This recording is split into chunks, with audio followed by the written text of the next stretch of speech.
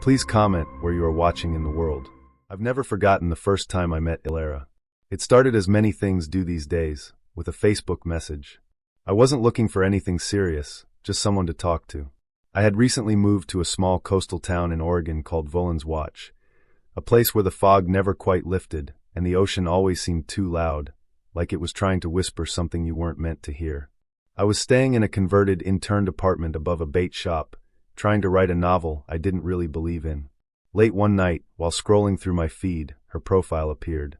Her name was Ilera Vexley, and even her name felt like something out of a story. Her profile photo was magnetic, soft curls, a sharp jawline, and eyes the color of storm glass. Her captions were clever, her photos elegant but natural, sun-dappled forests, books with worn spines, candid smiles that looked too perfect to be staged. What hooked me wasn't just the photos, though. It was how quickly she responded. Within minutes of me liking one of her posts, she messaged me. "Hey Milo, you look like you think too much." I like that. The conversation that followed was fluid. Effortless. She knew all my references, from obscure Russian sci-fi novels to 90s horror films. She said she was originally from the Pacific Northwest, but had been living out of state for years. She was back in Oregon to reset, she told me. 3 days later, I asked if she wanted to meet. She agreed immediately, too immediately in hindsight. We decided on the Salt Chapel, a sleepy little cafe near the docks that smelled like driftwood and cinnamon. It was dimly lit, always half empty, and the kind of place where time moved a little slower. The day of the date was overcast, naturally. I arrived 10 minutes early and sat at a corner booth near the window. I wore a navy button-down I hadn't ironed and tried not to look like I'd spent 20 minutes rehearsing what I'd say first. She wasn't there. I assumed she was running late. I ordered a black coffee with a shot of honey and waited. 20 minutes passed. Then I saw her. Except it wasn't her. A woman stood at the door scanning the room. She waved, and I instinctively waved back, confused. She approached with a wide, almost feverish smile. Her skin was pale, her hair wiry and white, pulled into a tight bun. She wore a dark gray pea coat, frayed at the sleeves. Her eyes, behind thick glasses, were bright but distant. She looked like someone's grandmother, not the woman from the photos. But she walked right up to me. "Milo," she asked. My throat tightened. "Yes, I'm Ilera." I stared at her. She sat across from me without waiting for permission, her smile unwavering. The cafe's light flickered slightly, and for a second, I felt like I was in a different version of my life, one where nothing made sense. "I'm sorry," I said. "You said you're Ilera?" She nodded and reached into her coat pocket, pulling out a phone. She opened the Facebook app and showed me our chat. Same messages. Same timestamps. "I used AI to generate the pictures," she said calmly. "I didn't think you'd show up if you saw the real me." I couldn't speak. "I've tried real photos before," she continued. "No one ever replies." My stomach turned. I stood up, unsure whether to yell or leave or just disappear into the fog outside. "That's not okay," I said.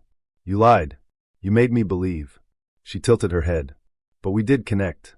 You said it yourself." I walked out. She didn't follow, but as I stepped into the misty street, I heard her voice behind me, calm, almost amused. "You'll come back. They always do." For 3 days, I tried to move past it. I told myself it was just a bizarre encounter, a lonely woman with too much time and a warped sense of intimacy. But something about the way she looked at me kept resurfacing in my mind. That smile. Those eyes. And then the messages started again. From another account.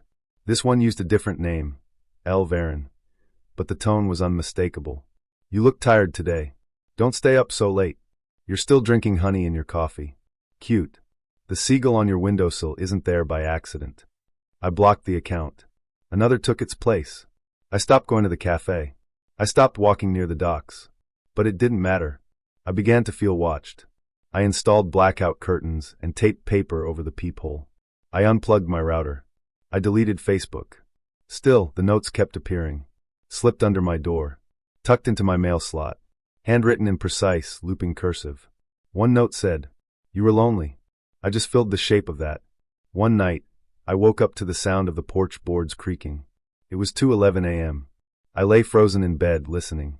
Then came a soft tap. Not on the door. On the window. I didn't move.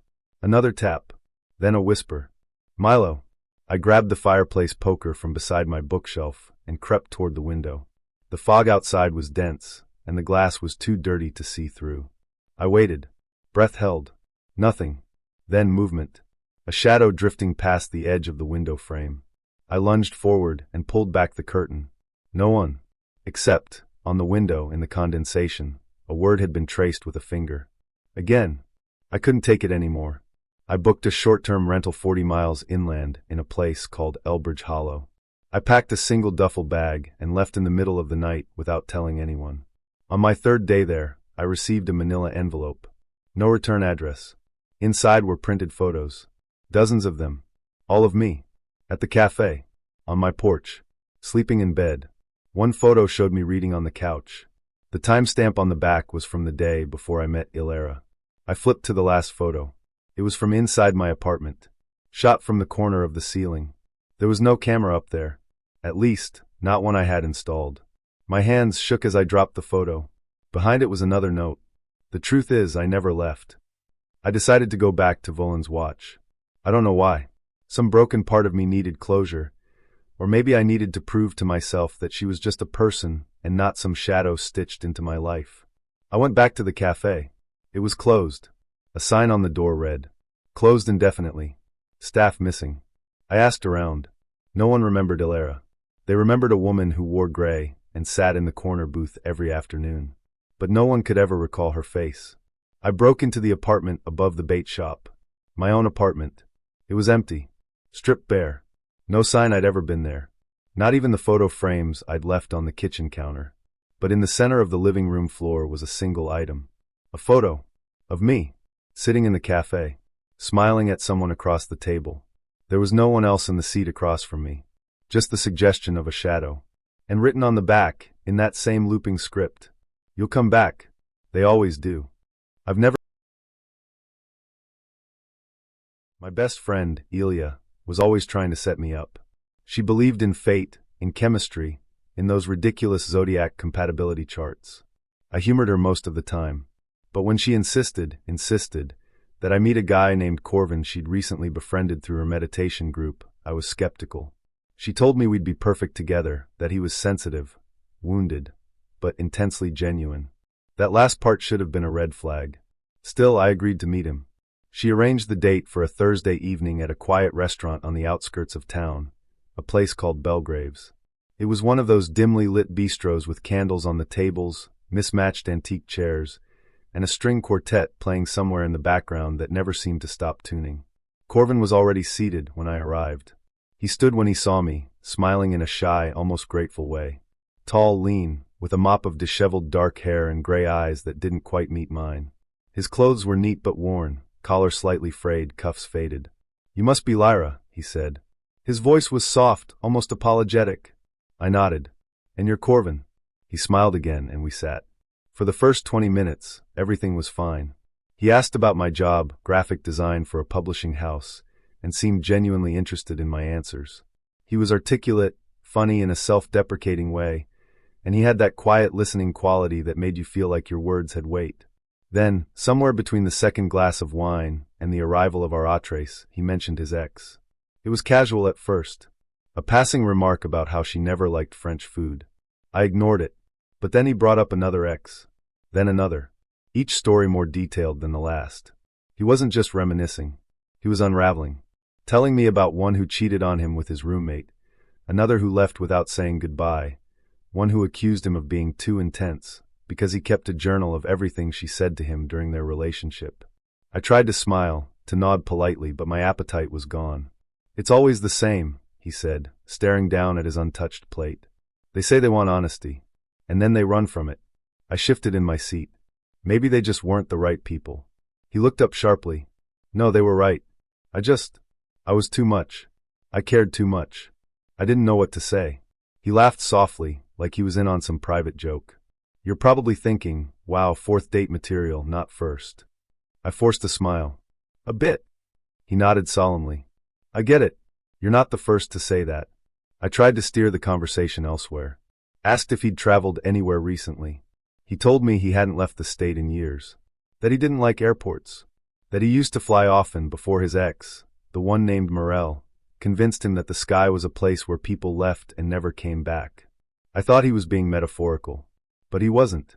She left during a thunderstorm, he said, looking past me. Packed in the night. Didn't even take her toothbrush. I watched her taxi disappear down the street. I counted the seconds between the lightning and the thunder. Corvin, I said gently, maybe we should talk about something else. He blinked. Of course. Sorry. Sometimes I don't know how much is too much. I nodded, relieved. But then he leaned forward, his voice dropping to a whisper. Do you ever feel haunted by people who are still alive? I froze. He smiled a sad, crooked smile. I do. All the time. Morel, especially. She's in my apartment. Not physically, but in the walls. In the temperature. I'll be washing dishes, and suddenly the room goes cold. Or I'll be halfway through brushing my teeth, and I'll hear her humming behind me. I swallowed. That sounds difficult. He nodded. I don't think she left properly. I think some part of her stayed behind. Most people don't finish things cleanly, you know? They leave pieces of themselves. And we carry them. I was no longer sure if I was on a first date or trapped in a therapy session with a man unraveling in real time. I checked my phone discreetly. An hour and a half had passed. He noticed. You don't have to stay. I know I'm a lot. I hesitated. It's not that. Early meeting tomorrow. He nodded, looking down at his hands. Of course. The waiter brought the check, and I reached for my wallet, but Corvin stopped me.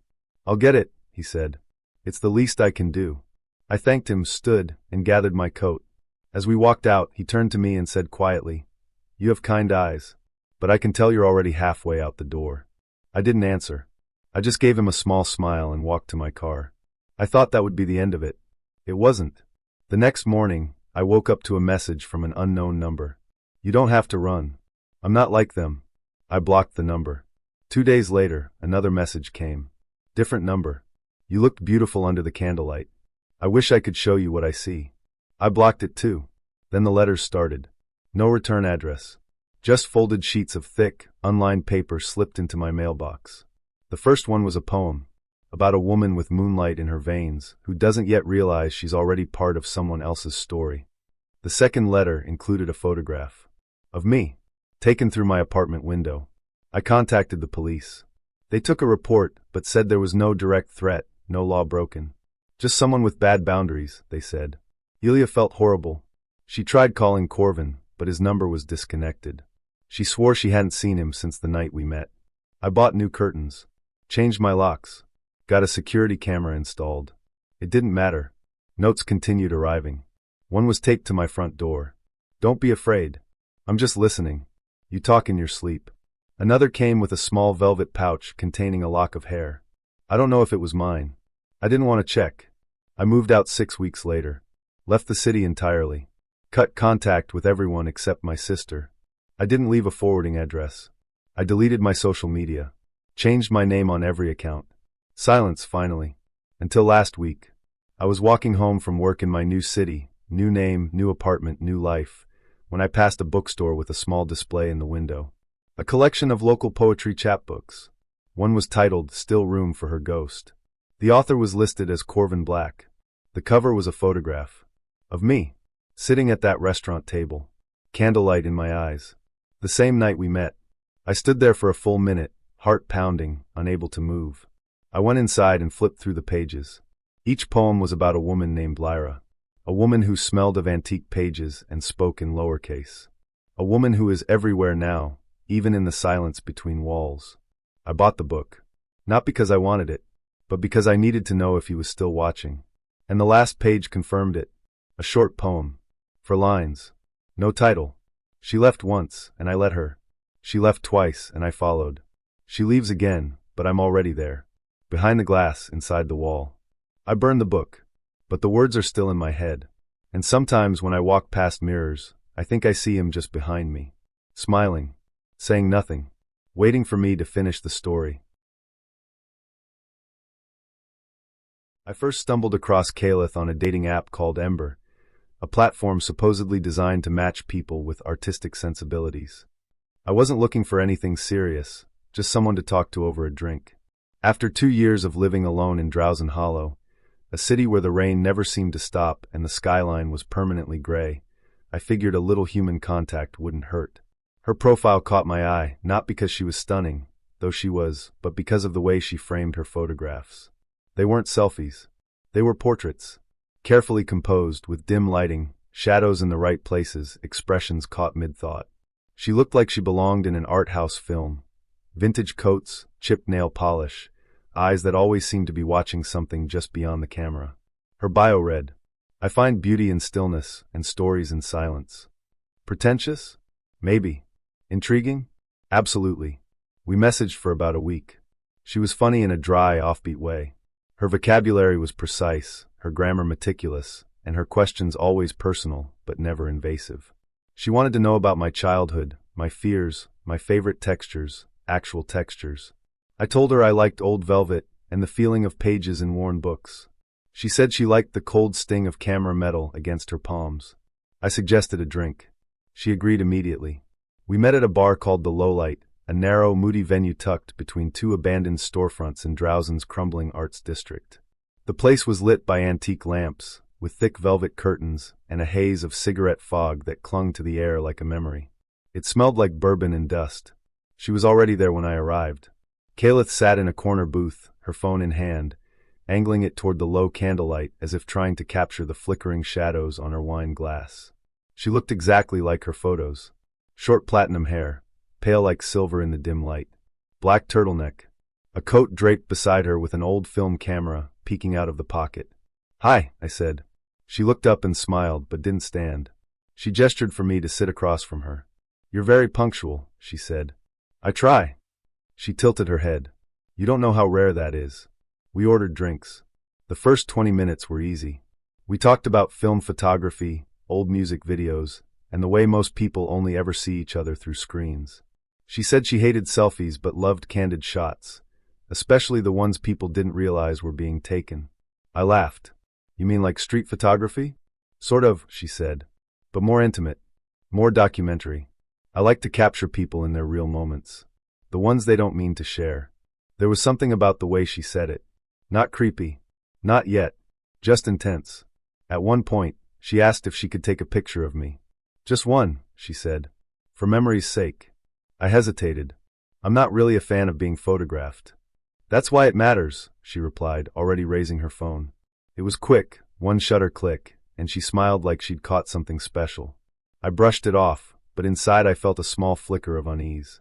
I told myself it was just nerves. After another round of drinks, she asked if we could take a few selfies together. I wasn't big on it, but I figured sure. Why not? 1 or 2 photos wouldn't kill me. She snapped the first one with us smiling. Then another with me sipping my drink. Then one where I was looking away. Then another. And another. Always when I wasn't ready. Always when I wasn't looking. I noticed her switching angles, tilting her phone to frame me from below. From the side. She even leaned across the table at one point to take one from over my shoulder. "What are you doing?" I asked. She looked up like she hadn't heard the question. "I'm just trying to get the real you. Not the face you think you have. The one that slips out when you're not performing." I laughed awkwardly. "That's kind of intense for a first date." She shrugged. I like to remember people clearly.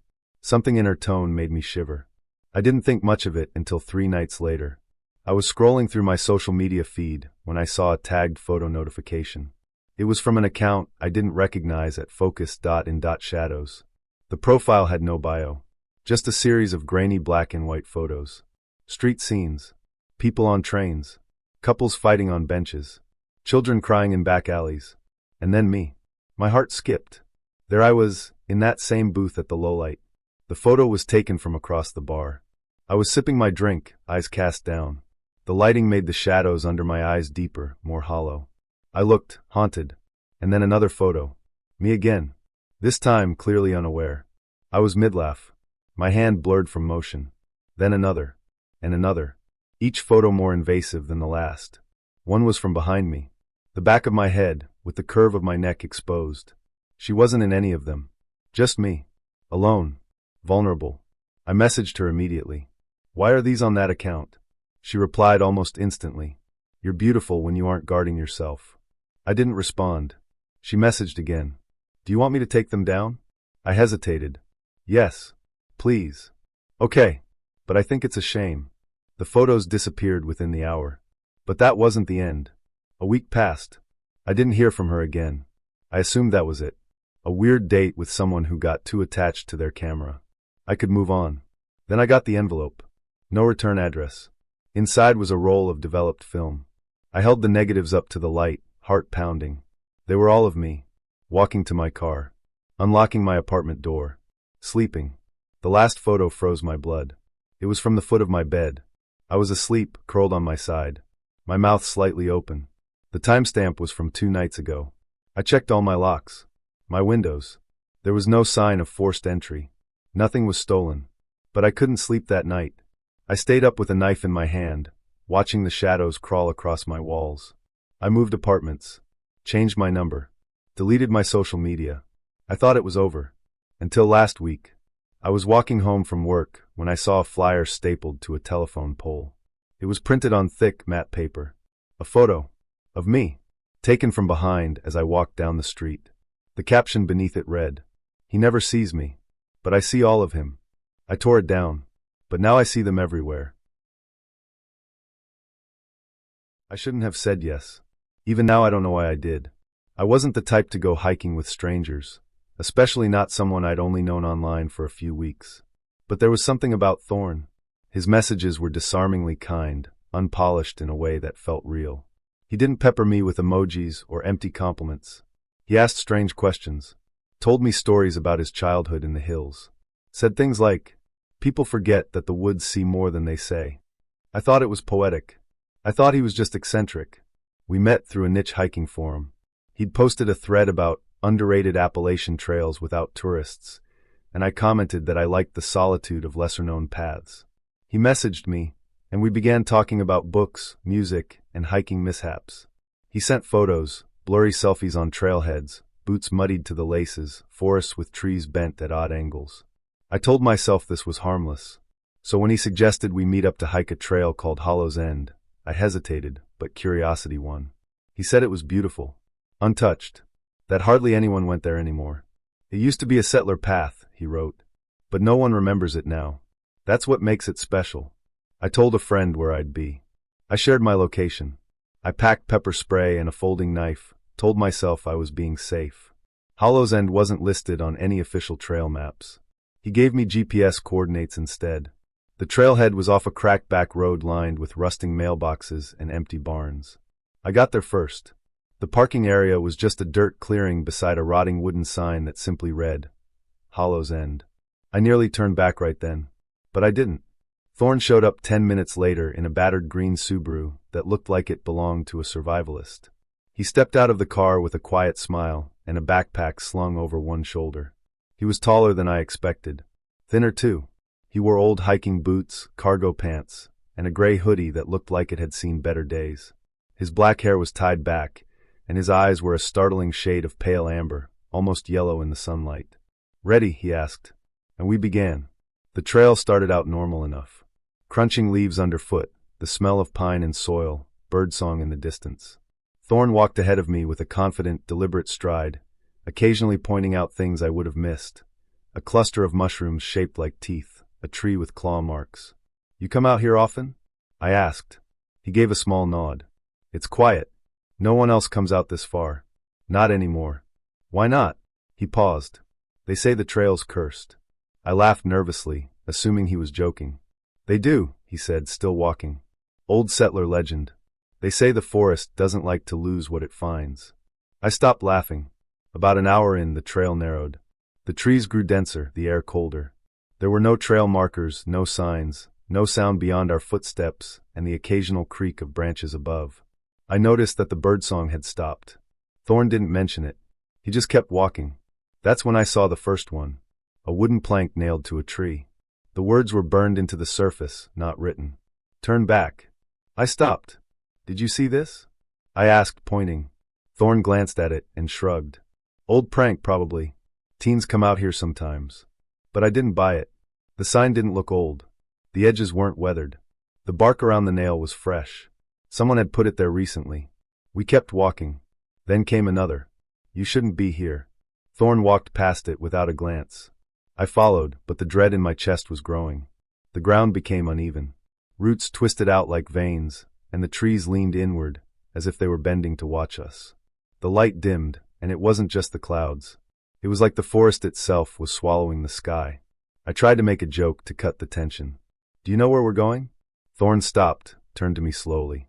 There's a clearing, he said. You'll want to see it. There was something in his voice I didn't like. Too calm. Too rehearsed. We reached the clearing 20 minutes later. It was an oval-shaped patch of dead grass surrounded by trees that grew in a perfect circle. No underbrush. No sound.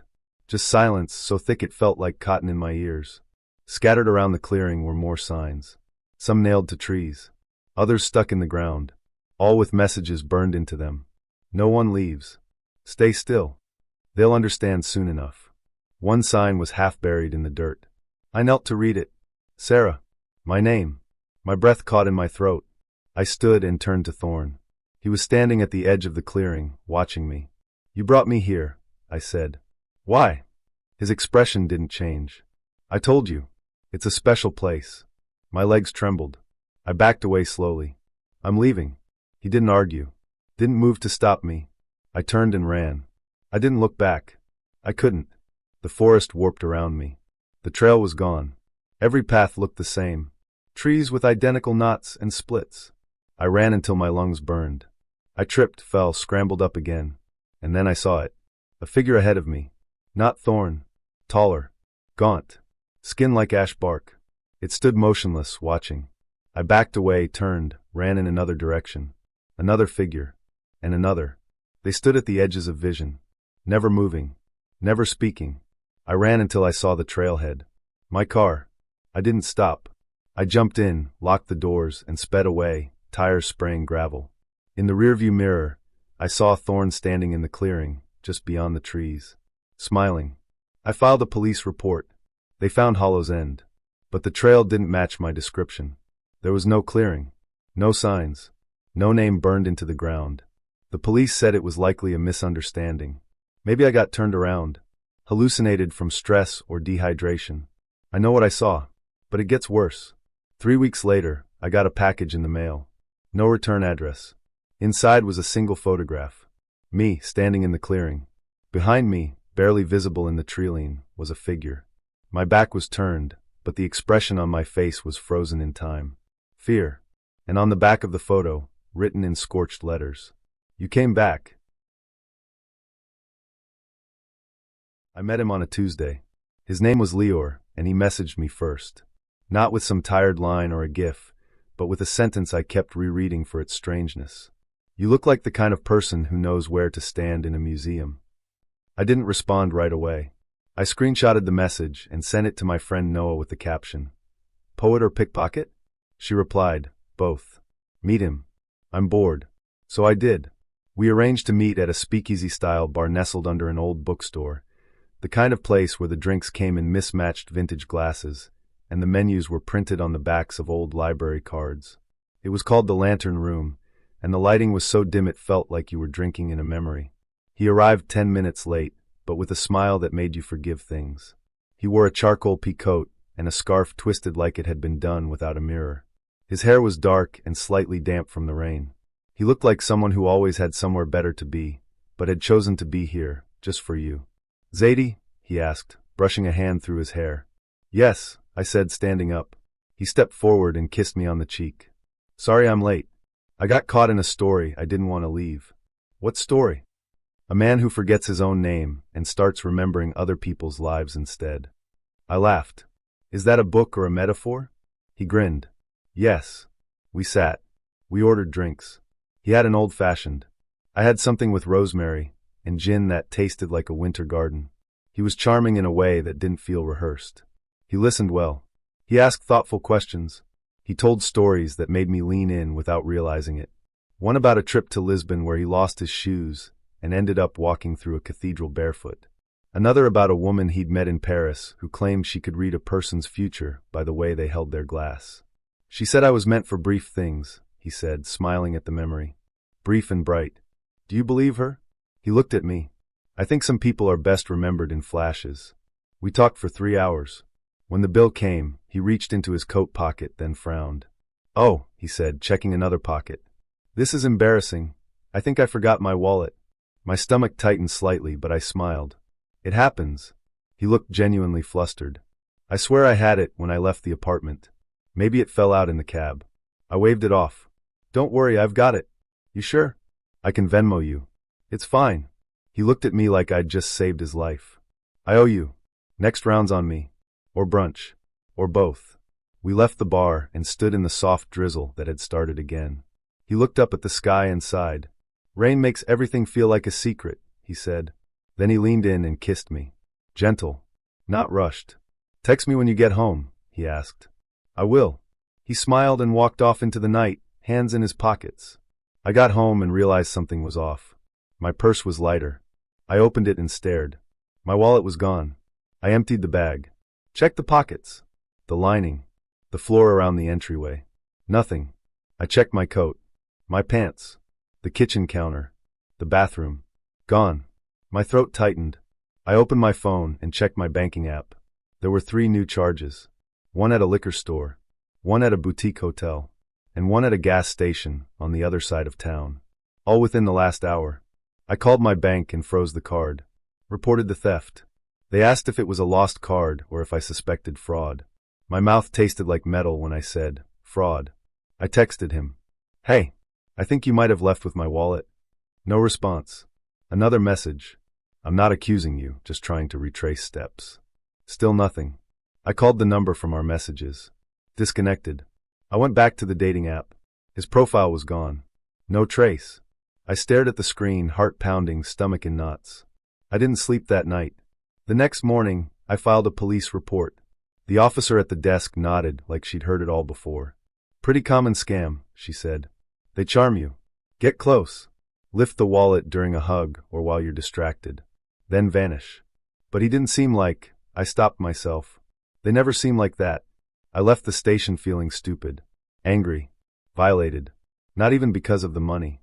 It was the intimacy he'd created. The illusion. He'd made me feel like I was part of something fleeting and beautiful, when really, I was just a mark. I went through the rest of the week like I was underwater. Then, 3 days later, a package arrived at my apartment. No return address. Inside was my wallet. Everything was in it, cards, ID, even the $20 I kept hidden in that tiny zip pocket. Nothing missing. Taped to the inside was a note. Typed. I didn't need to keep it. I just wanted to hold something that had touched you. My skin went cold. The font was clean. Serif. Precise. The kind of note you'd expect to find in a museum exhibit. Or a crime scene. I took the wallet back to the police. Showed them the note. They opened the case again. Took fingerprints. Checked the envelope. Nothing. No prints. No trace. I changed the locks. Canceled the cards again. I stopped answering calls from unknown numbers. But the story didn't end there. 2 weeks later, I got a message on Instagram from a profile with no photo and no followers. Do you remember how the gin tasted? I do. I blocked it. A day later, another message from a different account. I found your favorite museum. It's smaller than I expected. I hadn't told him my favorite museum. I hadn't told him much of anything, but I'd posted a photo of it 6 months ago. It was buried deep in my feed, below dozens of others. The caption was a quote from an exhibit about memory. I deleted the post, then the whole account. I told myself it was over. Then my friend Noah called me in a panic. Zadie, someone just tried to follow me home. What? I swear to God, he looked like that guy you went out with. The one from the bar. I only saw his face for a second, but he was standing under the awning across the street, just watching. Are you okay? I ran into a grocery store. He didn't follow me, but I'm freaked out. I hung up and sat in silence for a long time. Then I remembered something. The woman in the Paris story. She said I was meant for brief things. That line. It wasn't his. I'd read it before, years ago, in a short story by an obscure writer I used to love. I'd underlined that line in my old journal. I dug the journal out of my closet, flipped through the pages. There it was. Same phrasing. Word for word. I flipped back to the page before it, and there, in the corner, was a name I'd written in the margin. Lior. Not from the story. From a different entry. A guy I'd met at a gallery opening 2 years ago. Same eyes. Same crooked smile. He'd ghosted me after one date. No message. No warning. I remembered thinking he'd been made up in a dream. And now he'd returned. Different name. Same act. I realized then, I hadn't been the only one. And I wouldn't be the last. His name was Idris. We matched on an app one barely remember downloading. I'd been in a strange mood that week, tired of the silence, tired of the scrolling. His profile was unassuming. A single photo, him in an oversized coat, leaning against a brick wall, looking away from the camera. His bio said, "Asking the right questions is more intimate than touching." I should have known better. We met for coffee at a place called Clarity House. Minimalist furniture, white walls, windows that let in too much light.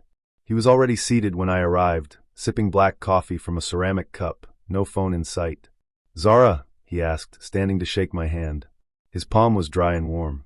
"Yes," I said, and sat across from him. From the start, something about him felt fixed, as if he was fully present in a way most people weren't. He never broke eye contact. He didn't fidget. He didn't seem bored or distracted or waiting for his turn to speak. At first, it was refreshing. Then the questions started. "What's the worst thing your parents ever said to you?" I blinked. "That's a little intense for a first date." He tilted his head, smiling faintly. "You don't have to answer. I just like to know what shaped people." I shrugged it off. I'd had worse openers. We kept talking. He asked where I grew up, what my childhood bedroom looked like, the name of my first pet. I told him, carefully editing as I went. When I asked what he did for work, he said, "I freelance. Mostly data mapping." I didn't know what that meant. He avoided talking about himself. Every question I asked came back to me. "Do you believe in fate? What's the last lie you told someone you love? Would you rather be watched or forgotten?" That one made me pause. "I don't know," I said. "Neither sounds great." He nodded slowly. "Most people say that, but you hesitated." After an hour, I suggested we go for a walk. The coffee shop felt too bright, too exposed. Outside, the sun was low, painting everything in soft gold. We walked without direction, down side streets and into quieter parts of the neighborhood. He asked more questions. "How often do you cry? What password do you use most often?" I stared at him. "Kidding," he said quickly. "Just seeing if you were still paying attention." But I wasn't laughing. We reached a small park with a narrow path that wound through a patch of trees. I slowed my steps, suddenly unsure if I wanted to go deeper into the shade with him. "I think I'll head back," I said. "Early morning tomorrow." He didn't argue. Just nodded again, calm as ever. "I enjoyed our conversation," he said. "Not many people are honest." I forced a smile. "Thanks." As I turned to leave, I noticed a car idling across the street. Matte black. Windows tinted too dark to see through. It wasn't moving, but the engine was running. I glanced back at Idris. He was still standing there, hands in his coat pockets, watching me. I walked home quickly, checking over my shoulder more than once. The car didn't follow. At least, not that I could tell. That night, I didn't sleep well. The next day, I got a text from an unknown number. "You looked beautiful when you smiled at the pigeons." I hadn't told anyone about that. It had happened after the date, on my walk home. I'd paused near the fountain, laughed as a bird waddled toward my feet. I blocked the number. 2 days later, I received another message. "Your door makes a soft creak when you lock it, like it's whispering." I checked the locks. Nothing looked tampered with. I installed a new deadbolt and bought a camera for the hallway. But the messages kept coming. "Do you ever feel like you're being studied? The green sweater suits you.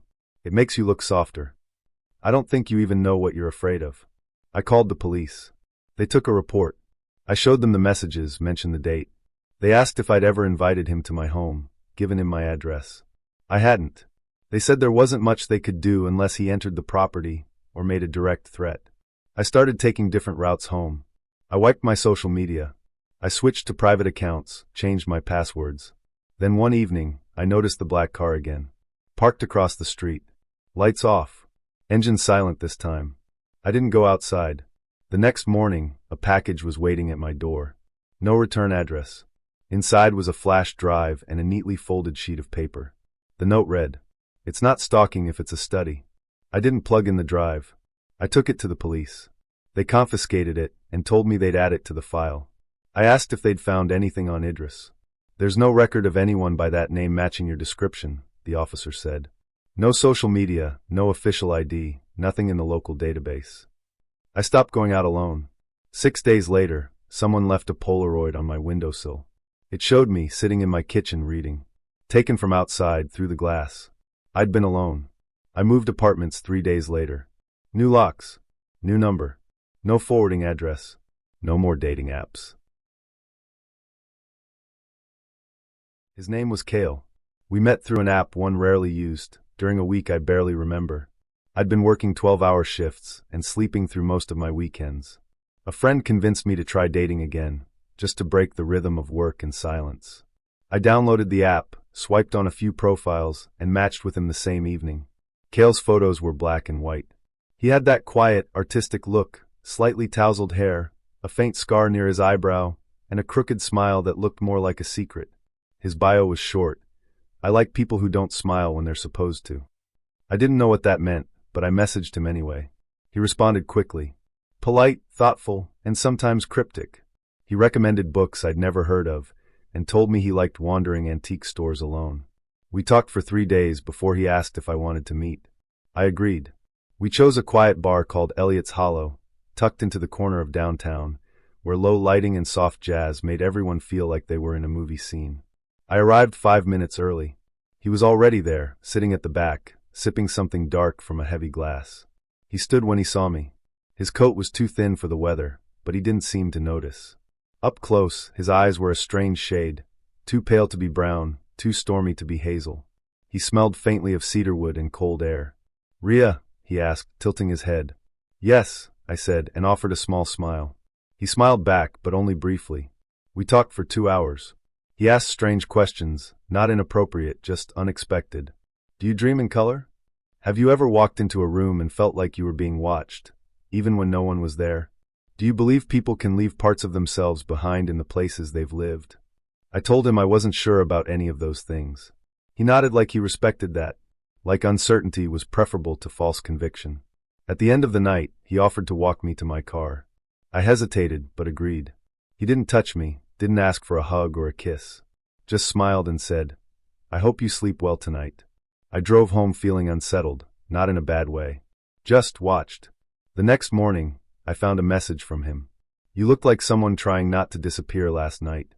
I didn't know how to respond. I didn't respond. He didn't message again that day or the next. A week passed. Then I found the note. It was in my mailbox. No envelope. Folded neatly, pressed flat. My name was typed across the front, just Ria, in a serif font like something from a typewriter. I opened it. I know how hard it is to be seen. Sometimes I think we only exist when someone is looking at us. I'm still looking. There was no signature. I told myself it was a coincidence. Maybe it wasn't even from him. Maybe it was part of a local art project. People left weird things in mailboxes all the time, right? Another week passed.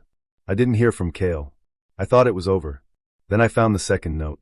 This one was slipped under my apartment door. Same paper. Same font. You lock your door twice. Once out of habit. The second time because of what you've imagined. My stomach dropped. I hadn't told anyone about that habit. I checked the locks. Nothing was broken. No signs of forced entry. Just that sheet of paper, folded cleanly, like it had been placed there with care. I blocked his number. Deleted the app. I didn't know what else to do. The next night, I heard a knock at the door. Soft. Deliberate. I didn't move. After a minute, it stopped. In the morning, there was no one outside. But tucked between my doormat and the tile floor was another note. You're most beautiful when you're scared. I called the police. They came. Took a report. Asked if I had any enemies. Any exes with unresolved feelings. I told them about Kale. Showed them the messages, the notes. They said they'd look into it. That night, I slept with a knife under my pillow. 2 days later, another note arrived. This time, it was taped to my bathroom mirror. That's what broke me. I hadn't left the window open. The door had been locked. I hadn't heard anything. But there it was, in the center of the glass, dead center at eye level. I like this version of you. The one that doesn't pretend. I packed a bag and left that night. I stayed at a friend's place across the city. Didn't tell anyone where I'd gone. I turned off my phone. Changed my email. Got a new number. I didn't go outside for 3 days. On the 4th night, I got a text from an unknown number. You can shut the blinds, but I still know how you move. I didn't know how he found me. I didn't want to know. I moved again. This time, I left the city entirely. Changed jobs. Rented a studio apartment under a different name. I became a ghost of my former self. I didn't date. I didn't engage. I didn't let anyone know where I lived. For 6 months, there was silence. And then, last week, I woke up to find the mirror in my apartment fogged, though I hadn't used the shower. In the center of the glass, written with a fingertip. I never stopped looking. His name was Ren. We met at a friend of a friend's engagement party, which I almost didn't attend. It had been raining all day, one of those long, gray soaks that makes everything feel heavier than it should. I showed up late, parked 3 blocks away, and was already regretting it when I stepped inside and saw all the smiling couples and wine glasses balanced on fingertips. Ren stood near the fireplace, alone, holding a glass of champagne like it was unfamiliar. He had that look people get when they're trying to appear relaxed, but are really scanning everyone in the room. I noticed him noticing me. He smiled first. He was charming. Not in the slick, rehearsed way most men are, but in a quiet, studied way. His voice was low and warm, and when he asked questions, he listened carefully, nodding like my words had weight. We talked about books. He loved Don DeLillo, which I pretended to remember more of, and music, and the strange feeling of being in rooms where you don't quite belong. He said he'd only known the groom for a few months. Work connections, he said. But I'm glad I came. He asked for my number before I left, and I gave it to him, partly because I felt seen, partly because I didn't want to go home feeling like nothing had changed. We texted for a week. He wasn't overly persistent, just present, thoughtful. He'd send me songs to listen to, articles he thought I might like. One night, he sent a blurry photo of a carousel horse and said, "This reminded me of something you said about childhood. Don't know why." And then he asked if I wanted to go for a walk.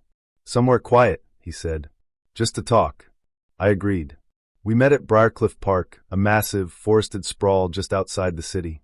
It used to be a private estate, back in the early 1900s, and still had crumbling stone benches and moss-covered gazebos scattered between the trees. It was the kind of place that felt like it had too many memories, some of which didn't belong to the living. The sun was beginning to set when I arrived. The sky was a pale purple, and the leaves were brittle and dry, crunching underfoot with every step. Ren was waiting near the entrance, wearing a wool coat and gloves, holding 2 paper cups of tea. "Figured it might get cold," he said, handing me a cup. We began to walk. It started easily enough. He asked about my week, and I told him about a project at work that had gone sideways. He laughed at the right moments, offered sympathetic nods. He told me he'd been freelance editing historical manuscripts, obscure stuff mostly, and liked it because it let him live in forgotten time. I told him that was the most poetic thing I'd heard in weeks. He looked pleased, but only briefly. We reached a long, winding path that led to a small pond. The water was still. The surface was scattered with leaves, and the air smelled faintly of wet bark and something else I couldn't quite place. We stood there in silence for a moment. Then I noticed him looking past me. His entire posture shifted, like someone had pressed pause. I turned to follow his gaze. A woman in a red coat was walking slowly along the far edge of the pond. Her hair was dark, tied back. She moved with a kind of float to her step, like she wasn't fully grounded. She didn't look at us. Didn't even seem to notice we were there. "Do you know her?" I asked. Ren didn't answer. He was still staring, eyes locked on her like she was a flicker of something he didn't trust to be real. "Ren." He blinked and looked away quickly. "Sorry. No. Just thought she looked familiar." I watched him for a moment. His hands were trembling slightly, his tea forgotten. Something flickered across his face. Guilt? Recognition? Dread? "Are you okay?" He smiled, too quickly. "Yeah. Just weird vibe. You know how sometimes a place feels off all of a sudden?" I nodded slowly. But the air had changed. The temperature had dipped. I could feel it in my teeth.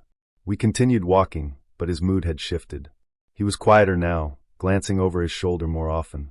Once, he stopped completely and turned around like he'd heard something behind us. "Are you sure you didn't know her?" I asked again. He hesitated. "She looked like someone I used to know," he said eventually. "A long time ago." "An ex?" He didn't answer. I let it go. We looped through the park for another 20 minutes. By the time we reached the parking lot, it was dark. The trees cast long, crooked shadows, and the only sound was the soft tick of cooling engines. He walked me to my car and thanked me for coming. "I'd like to see you again," he said. I nodded. "I'd like that too." He smiled, but it didn't reach his eyes. I drove home with the radio on low and the windows barely cracked, trying to shake the strange weight that had settled in my chest. The next day, I looked him up online. I don't know what I was expecting, maybe just to confirm he existed outside of that night. What I didn't expect was the obituary. It was dated 3 years ago. Elise Marin, 28, found deceased in Briarcliff Park. The article said she'd fallen into the pond, that it was ruled an accidental drowning, though the details were murky. She had no history of mental illness, no signs of struggle. The article included a photo. She was wearing the same red coat. My stomach lurched. I scrolled down. There was a quote from a close friend, someone who had been with her that night. His name, Ren Elric. Same spelling. Same face. A slightly younger version, but unmistakable. I stared at the screen for a long time. I didn't know what to do. I tried to call him, but the number was suddenly disconnected. I drove to Briarcliff Park 2 days later. I walked the same trail, stopped at the same pond. There was a small plaque now, half hidden under moss. It read, "In memory of Elise Marin. Loved. Missed. Never alone." I looked around. No red coat. No footsteps. Just the wind and the hush of water. That night, I couldn't sleep. Around 2 a.m., I heard a knock at my door. Soft. Rhythmic. I didn't move. Another knock. I crept to the peephole. No one was there. But on the doormat was a paper cup of tea. Still warm. The lid had a name written on it. Mine. I didn't want to go. That's the truth. I'd just gotten out of something that wasn't even a relationship. Not really. Just months of uneven texting and wrong timing. But it had left me brittle. I had no interest in hearing someone else's stories, or pretending mine weren't still bleeding at the edges. But my coworker, Nell, insisted. She said she had a friend, well, a friend of a friend, who was funny, smart, and emotionally literate. That last one made me laugh out loud. I should have known then. His name was Kalen. He suggested a jazz bar called Mothglass, tucked into an alley behind a closed-down bookbindery. It was one of those places where the air always smelled like clove cigarettes and old leather couches. I got there early, nervous in a way I hadn't been in years, and sat at the bar nursing a glass of watered-down mezcal. He arrived 5 minutes late. Tall, pale, hair the color of burnt straw, a little messy in a way someone probably told him was charming once. He wore a black peacoat and a scarf that looked like it had survived a decade of winters. His eyes were green, but not the inviting kind, more like the kind of green you find in pond water left too long in shadow. Still, he smiled easily. Thanked me for coming. Hopped up on the stool beside mine like it was nothing. Raya, right? He asked. Right. We ordered drinks. The first half hour was fine. Basic questions. What do you do? What do you like? What brings you here? He told me he worked in archival restoration, old documents, mostly. Said he liked things that had been forgotten. I guess I just like things that outlived their purpose, he said, half laughing. They feel closer to the truth. I nodded, unsure what that meant, but intrigued. Then he asked me if I'd ever been in love. I blinked. That's a big question for a first drink. He smiled. I think it's the only question. I gave a cautious answer. Yes, once. Maybe twice. And you? That's when it began. The first story came out slow. A woman named Celia. He met her at a film screening. She wore red gloves and quoted Russian poets. He loved her instantly. She left him after 2 years. She said I was too heavy, he said, sipping his drink. That I pulled her down. I tried to nod sympathetically, to move the conversation forward, but he kept going. Then came Ariane. She was a sculptor. He described her laugh, her apartment, her habit of humming when she was anxious. She left him too. She said he was too observant, that he saw things she didn't want to be seen.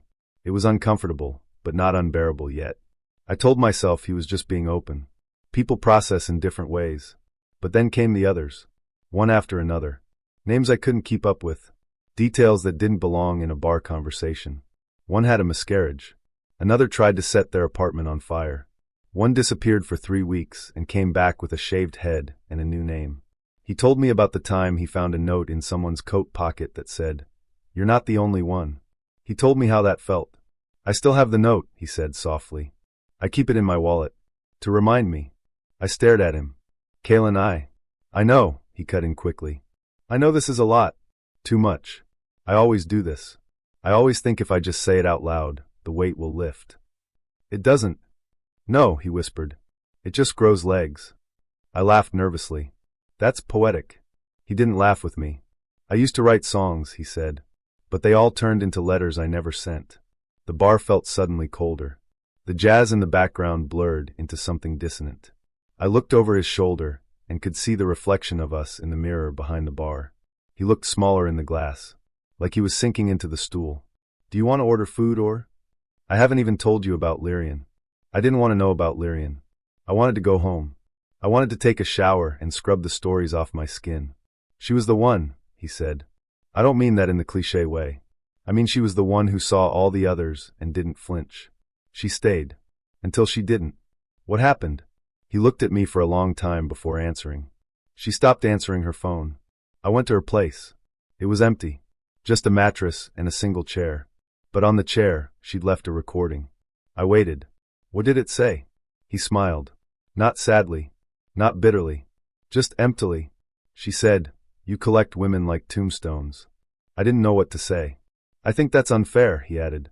I never meant to bury anyone. I stood up. Kaylin, I think I'm going to head out. He looked surprised, like he'd genuinely forgotten this was a date and not some confessional. Oh, of course, he said. Sorry. I didn't mean to. It's fine. Just, yeah. Take care. I left without waiting for him to stand.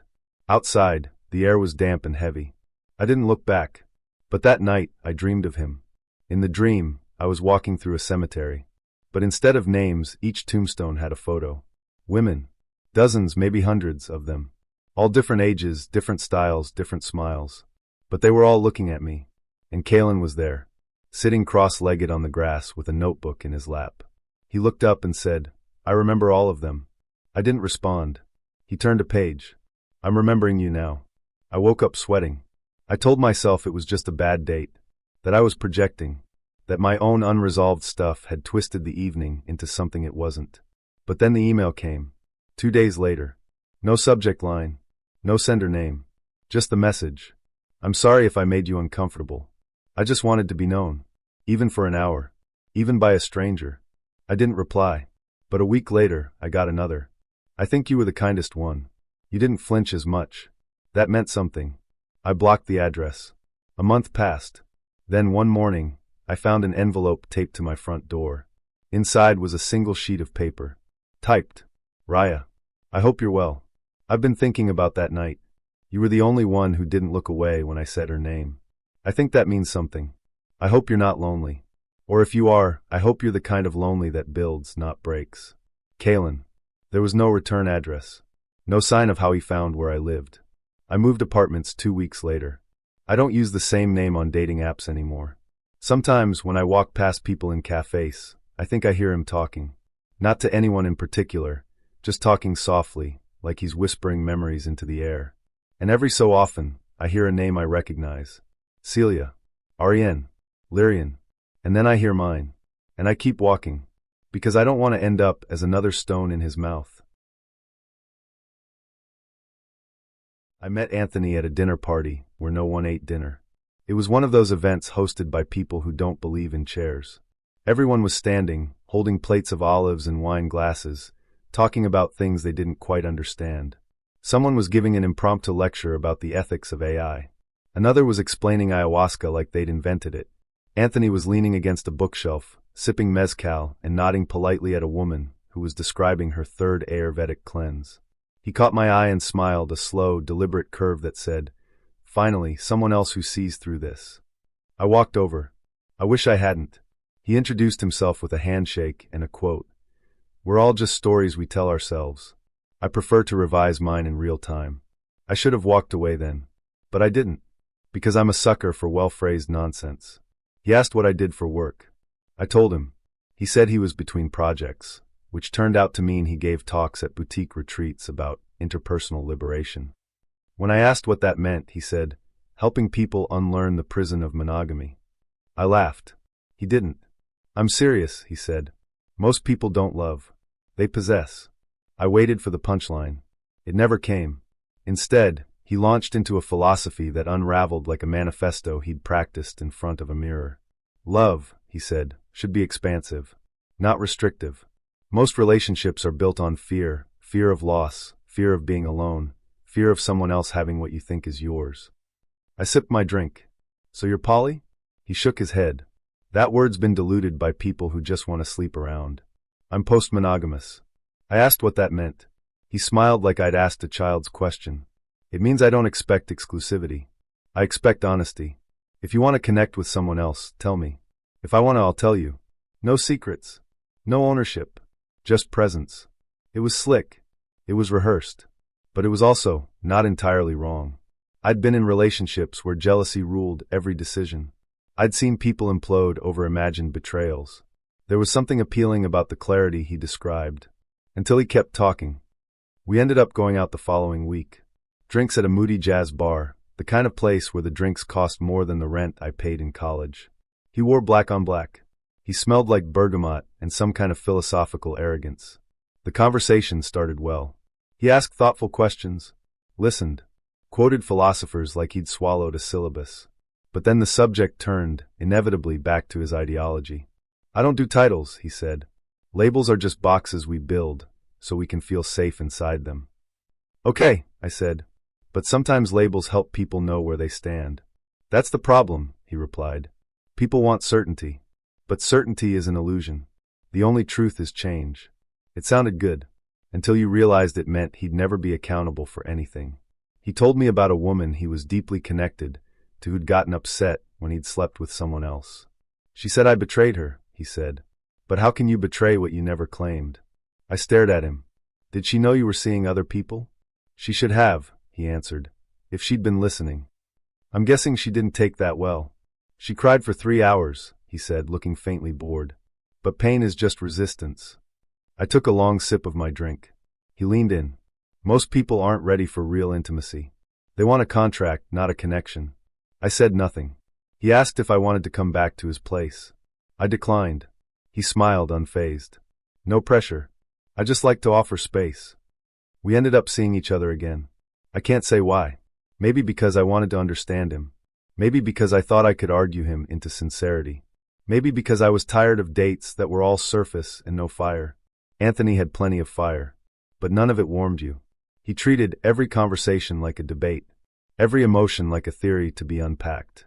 When I told him I'd had a rough day at work, he replied, "You're choosing to suffer. You can opt out." When I mentioned I'd deleted a dating app because it was making me anxious, he said, "That's just attachment trauma. You're externalizing your self-worth." When I told him I was starting to like him, tentatively, clumsily, he said, "That's sweet. But remember, liking is not the same as needing." He never asked how I felt the next day. He never followed up on anything. His approach to intimacy was like a scientist observing bacteria, curious, detached, untouched by the mess of it. I should have ended it, but I didn't. Because I kept thinking, maybe he's right. Maybe I'm just conditioned to expect emotional tracking and reassurance. Maybe I'm the problem. That's the danger of people like Anthony. They don't tell you not to feel. They tell you you're feeling wrong. The last time I saw him, we were at a gallery opening. He knew an artist who painted women without faces. They're about projection, he explained. How we cast our desires onto people instead of seeing them. I looked at the paintings and thought, that's you. You want to be seen as radical, enlightened, free. But you don't see anyone else. Later, while I was looking at a sculpture, his hand brushed my lower back. I turned to find him talking to a woman with short green hair and a tattoo of a crow on her neck. He introduced her as someone extraordinary. I said hello. 10 minutes later, they were gone. He didn't text that night. The next morning, I got a message. "Last night was beautiful. Hope you felt free." I didn't reply. He sent another. "You seem disappointed." That's okay. Disappointment is just a teacher. I blocked his number. Months later, a friend of mine matched with him on a dating app. She sent me a screenshot. Same quote. Same smile. Same philosophy. She asked if I knew him. I said, "He'll make you feel like you're the one who doesn't get it. But you do. Trust that." She unmatched. I still think about Anthony sometimes. Not because I miss him, but because he taught me something. Not what he intended. He taught me that detachment isn't wisdom. That freedom isn't the absence of care. That relationships aren't cages, but they do require staying. And that someone who refuses to be claimed may also refuse to be held. I used to think rudeness was loud. Interruptions. Talking over someone. Showing up late and never saying sorry. But then I met Bianca. She wasn't loud. She was elsewhere. We matched on a Tuesday. Her profile was short. 2 photos, a dog, and a quote from a TV show I liked. She worked in advertising, mentioned she hated cilantro, and had a playlist of songs that feel like dusk. I thought that was oddly specific and probably meant she had a sense of mood. She messaged first. "Is that a real dog or a rental?" referring to the dog in my profile. I replied that he was mine and very judgmental. She sent a laughing emoji and said she liked judgmental dogs better than judgmental people. We made plans for drinks on Saturday. She picked the place, somewhere downtown with dark lighting and music just loud enough to make you lean in.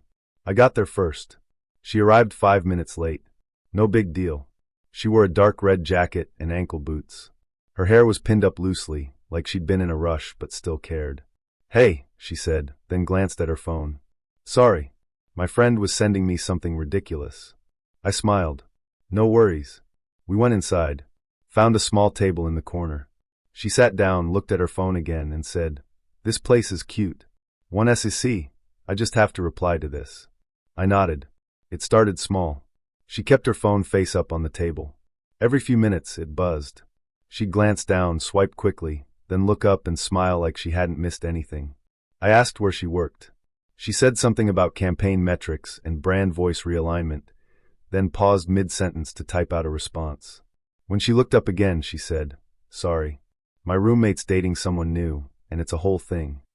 I laughed politely. "Sounds complicated." "Oh, beyond," she said. "Anyway, what were we talking about?" I wasn't sure we were. Still, I tried. I asked about her dog. She showed me a photo, then 3 more. Then she got a message and giggled. "Sorry," she said. "Inside joke. I'll tell you later." She didn't. She asked what I did for work, and I told her I was in content strategy. "Like SEO and stuff?" she asked. "Kind of," I said. "But more like structuring information so people can find what they need without clicking 5 times." She nodded, eyes scanning her screen. "Sorry, wait. What did you say?" I repeated myself. She nodded again. "Cool. That's cool." We ordered drinks. She posted a photo of hers to her Instagram story. Added a GIF. Then typed something and laughed again. I said, "What's funny?" "Oh," she said, "nothing important. Just a group chat." She didn't ask what I was drinking. I asked if she liked the bar. She said she'd been there once before but barely remembered it. I think I was with someone who talked too much. She laughed at that. I didn't. Halfway through the date, she said, "I'm being rude, aren't I?" I shrugged. "A little." She smiled. "I know. I'm just tapped in all the time. Bad habit." And then she didn't put her phone away. She just said it, acknowledged it, and kept going. I started counting quietly. In the span of 30 minutes, she checked her phone 9 times. Laughed out loud 3. Sent at least 5 messages. She asked me one more question, what kind of music I liked, then interrupted my answer to record a video of the bar's ceiling lights for her story. I stopped talking mid-sentence. She didn't notice. Eventually, she glanced at the time and said, "I should probably head out soon. My friend's having a thing." I nodded. "Cool." She stood, hugged me briefly, and said, "This was fun. Let's chat again." I smiled. "Sure." She walked out texting. I sat for another 5 minutes, finishing my drink. When I got home, there was a message from her. "Hey, you're really interesting. Hope I wasn't too distracted. Let's hang again." I didn't reply. A few days later, a friend of mine messaged me. "Did you go out with Bianca? She's dating 2 of my friends right now. They're both confused." I wasn't surprised. I wasn't angry either. Just deflated. She wasn't cruel. She wasn't malicious. She was just never fully there. Too many conversations. Too many threads. Too many versions of herself to keep active all at once. I think if I'd asked her about it, she would have said she was just bad at being present. As if it were a personality quirk, not a choice. But presence isn't ambient. You have to show up. And she didn't. At least, not with me. I should have known by the 3rd text. The first was fine. "Hey, looking forward to Saturday." The second was okay. "I'm sorry if I'm slow replying. My ex has been texting nonstop today, face with rolling eyes." And the third? "Do you think it's weird to still be friends with someone who broke your heart and cheated on you?" That was 3 days before we met in person. I could have bowed out then. Should have. But I told myself not to judge prematurely. People vent. Maybe she just needed to get it out of her system before starting something new. Her name was Aressa. Unusual name. Pretty though. She had a sharp laugh, a bit of an edge in her profile bio. "Not here to babysit your ego. I drink mezcal and talk fast." Fine by me. We met at a quiet bar on the east side, one of those dim places with velvet booths and bartenders who make drinks with sprigs of rosemary and smirks.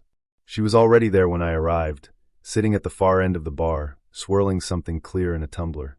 Her eyes lit up when she saw me. She stood, hugged me, and said, "You're taller than I expected." "I like that." I smiled. So far, so good. We ordered drinks.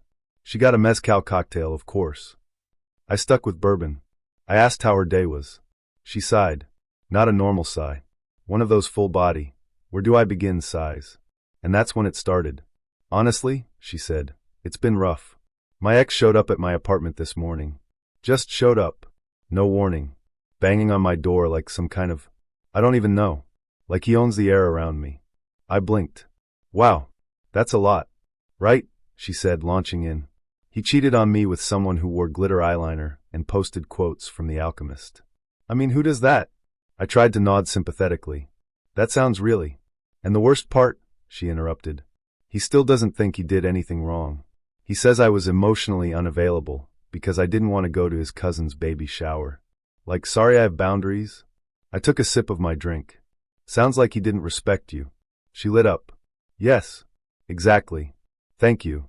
Finally, someone who gets it." I smiled, but something in my chest tightened. She kept going. "Anecdotes. Arguments. Scamshots." Yes, she actually pulled out her phone and showed me a text thread labeled "fire mistake." I glanced around the bar, wondering if the bartender could sense the emotional weight radiating off our booth. At one point, I tried to pivot. I asked what she did for work.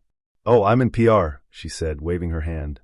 "But honestly, everything feels like a distraction right now. I'm trying to focus on healing." I nodded. "That's important." She leaned in. "Do you think people can really change?" I hesitated. "Sometimes. Depends on why they want to." She stared at me for a moment. "You're good at this. You feel solid. Like grounded." I smiled awkwardly. "Thanks." She sighed again. "I shouldn't be dating. I know that.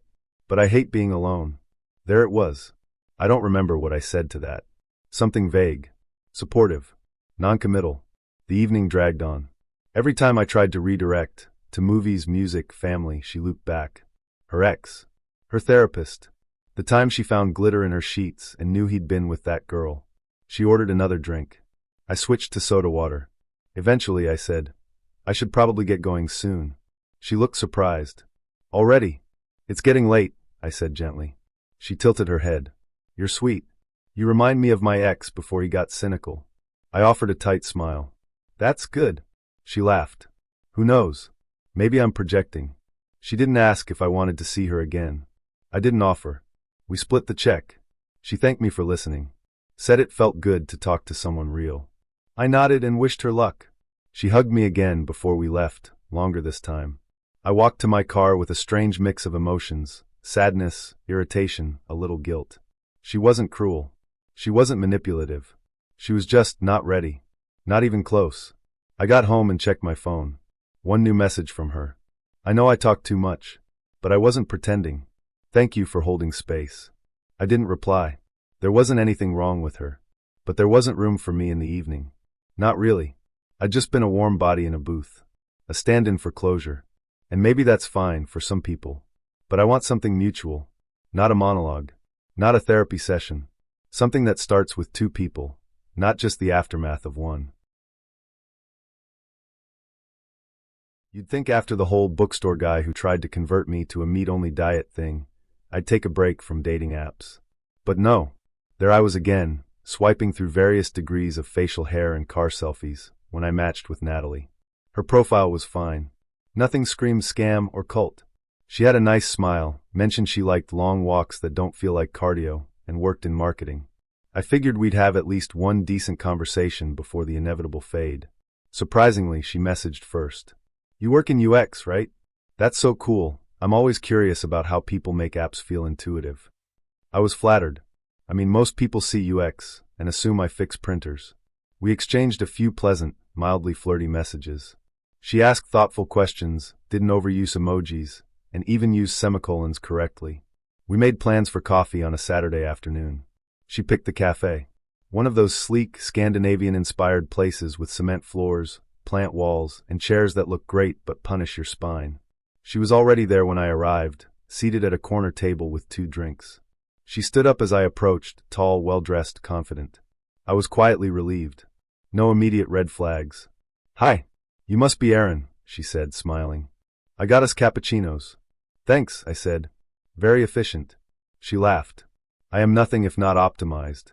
We sat. The conversation started off well. She told me she worked in branding strategy, which sounded vague but harmless. I told her a bit about the app one was working on, which tries to help people track their mood patterns. She seemed genuinely interested. Then, somewhere around minute 27, things shifted. "So," she said, "you work at Tevran Systems?" "Yeah," I said slowly. "How'd you know that?" "I don't think I mentioned it." She smiled. "Oh, it was in your LinkedIn. I did a little background check. Hope that's not creepy." I laughed cautiously. "I mean, it's only creepy if you found my high school GPA." She leaned in slightly. "I actually know someone who's been dying to get into your company." There it was. I paused. "Oh, yeah, my cousin. She just graduated with a degree in behavioral psych. Super smart, really driven." I actually told her I'd ask around. I blinked. "Ask around like at my job?" "Exactly," she said brightly. I figured, hey, you're in the door already. Maybe you could pass along her resume. I sipped my cappuccino, which suddenly tasted like obligation. "To be honest," I said, "I don't really handle hiring." "Oh, totally," she said. "But even just forwarding it to someone would be amazing. You'd be helping her so much. She's been having a really rough time finding opportunities." I nodded slowly. "Okay. I mean, I can look at it." "Perfect," she said, pulling out her phone. "I'll email it to you right now." She tapped quickly, then looked up. "What's your work email?" I gave her my personal one. She hesitated, then typed it in anyway. We continued chatting, but something had shifted. She stopped asking about me. The warmth dimmed. It was like she'd completed the real objective and was now just waiting for the check. After 40 more minutes of lukewarm banter, mostly her describing her cousin's unpaid internships, we wrapped things up. She stood, gave me a light hug, and said, "This was so great. I'll tell Ava to expect good news." I stood there for a second after she left, still holding the cup, wondering if I'd just been on a date or a referral call. Later that night, I got a LinkedIn request. From Ava S. Mutual connection, Natalie R. The message read, "Hi Aaron. Natalie mentioned you might be able to help me get a foot in the door at Tevran. Would love to connect." I didn't reply. The next day, Natalie messaged again. "Hey, just checking in. Was Ava able to reach you? She's so excited." Smiley face. I didn't write back right away. I reread our messages. I tried to see if I'd missed something obvious. A hint. A warning. Nope. She'd played it well. Just enough personal sparkle to make me feel like it was a real date. But now that I looked back, every question had been professional. "No, what's your favorite movie?" "No, tell me something weird about you." Just details she could pass on. I waited a day, then replied, "Hey, I'm not comfortable being used as a networking connection under false pretenses. I thought this was a date." No response. 2 days later, her profile vanished. Not unmatched. Gone. Like she'd never existed. A week after that, a new message popped up on LinkedIn. From a different profile. Different name. Same face. Different cousin. His name was Trevor, but he introduced himself as T. He said it like a nickname he'd grown into rather than out of. His messages were polite, a little dry but consistent. He didn't say much, but what he said came with weight, like he edited himself before hitting send. We met at a rooftop bar on a Wednesday evening. The kind of place where the drinks were named after poets, and the city looked like a backdrop instead of a place people lived. He was already there when I arrived, seated near the edge, staring into the skyline like it owed him something. "Lena?" he asked, standing. I nodded. He smiled, small and controlled. "You're exactly on time." I wasn't sure if it was praise or observation. He wore a black shirt with the sleeves rolled to the elbows, and he smelled faintly of something expensive and herbal. We sat. The conversation was fine. Not electric, not dull. He asked about my job, my family, my favorite kinds of silence. I told him I liked when the world quiets right before a storm. He said he liked the hum of streetlights at night. He didn't laugh much. But when he did, it came out quickly like it slipped past his guard. He paid for the drinks. Walked me to my car. At the door, he said, "I'd like to see you again." I said I'd think about it. He tilted his head. You're cautious. I try to be. Good. I watched him walk away, his posture straight, his hands in his pockets. That should have been the end of it. But it wasn't. The next morning, I got a text from an unknown number. You look beautiful against the skyline. That color suits your skin. I stared at the screen. Then another message, seconds later. You laughed less than you wanted to. Why? I didn't respond. I checked the number.